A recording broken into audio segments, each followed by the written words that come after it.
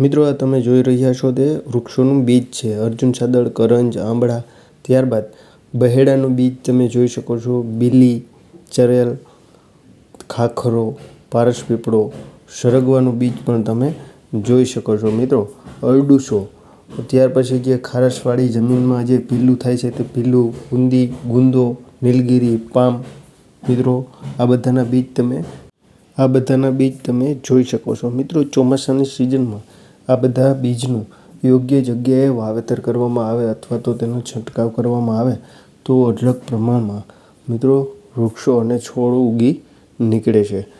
તો મિત્રો આપણી આજુબાજુ પણ આવે વૃક્ષોનું બીજ એકઠું કરીને મિત્રો પ્રાઇવેટ અથવા તો સરકારી સંસ્થાઓ કે જે રોપ ઉછેરનું કામ કરે છે, નર્સરીઓ છે, ત્યાં આપણે પૂછતું કરવું જોઈએ અને આપણે આપણી વાડીએ બાગ બગીચામાં પણ તેનું રોપણ અથવા તો તેનું વાવેતર કરવું જોઈએ. તો મિત્રો તમે જોઈ શકો છો આ અર્જુન સાદળનું બીજ છે. ત્યારબાદ તમે મિત્રો આ ખાખરાનું બીજ છે તે પણ તમે જોઈ શકો છો. મિત્રો આ સરળતાથી ઉગી જાય છે. આ પારસપીપળાનું બીજ છે.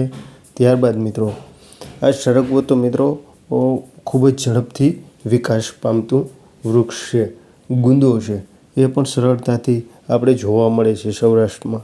ત્યારબાદ મિત્રો આ નીલગિરી છે. નીલગિરી પણ સારો એવો વિકાસ પામે છે. મિત્રો આ પામ છે જે નાળિયેરી જેવું હોય છે.